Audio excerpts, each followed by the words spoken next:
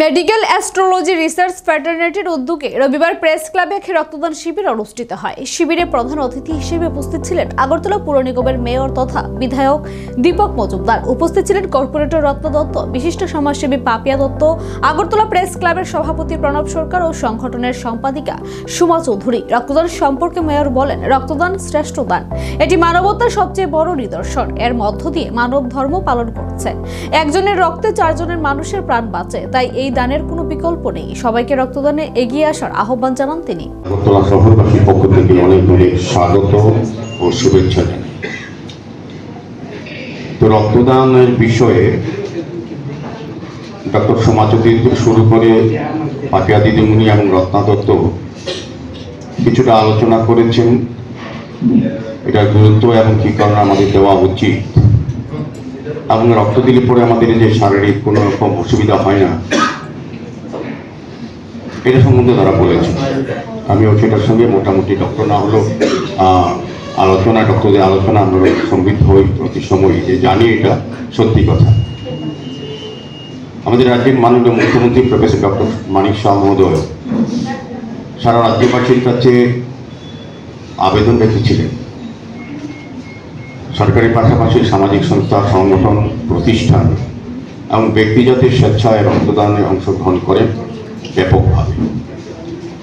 কারণ আমরা সবাই অবগত আছি, আমাদের ডাক্তারবাবুরা সবটাই জানেন যে আমাদের রাজ্যে 12টি সরকার অনুমোদিত ব্লাড ব্যাংক এবং বেসরকারি 2টি ব্লাড ব্যাংকে রক্ত স্বল্পতা বা রক্তের চাহিদা এবং যোগানের মধ্যে ভারসাম্য রক্ষা করে এই ধরনের স্বেচ্ছায় রক্তদান শিবির, রক্তদান উৎসব কিংবা ব্যক্তিগতভাবে যারা স্বেচ্ছায় রক্তদান করেন।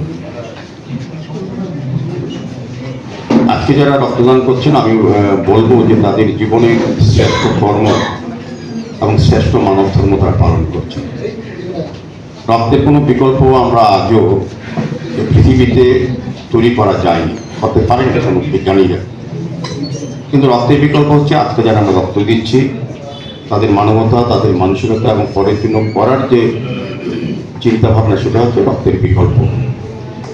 আমরা রক্তদানকে মহৎ দান বলি এই কারণে, দান যখন করা হতো, আমরা এখানে বলেছেন বক্তা যে বস্ত্রদান, অর্থদান বা যে কোনো দান যখন করি, তা কিন্তু আগের থেকে জানি কাকে করব, কত সংখ্যক মানুষকে এবং কোন সম্প্রদায়ের মানুষকে আমরা বিভিন্নভাবে দান করে থাকি, সরকারি হোক, বেসরকারি হোক বা প্রতিষ্ঠানগত হোক বা ব্যক্তিগত উদ্যোগে হোক।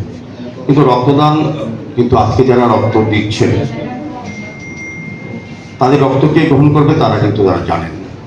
এটা অজানা নিজস্ব ভগবান প্রদত্ত সম্পদকে দিচ্ছে। অর্থ একটা লিমিটেশন থাকে, বা বস্ত্র আপনি একজন বা দুইজনকে বেশি দিতে পারেন, কিন্তু একটা সীমা থাকে।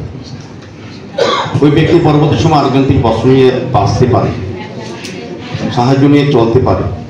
কিন্তু এই রক্ত কিন্তু একটা প্রাণ বাঁচাতে পারে, একটা পরিবারকে রক্ষা করতে পারে। শুধু একটা না, ডাক্তারবাবুরা জানেন, আমরাও আগে জানতাম।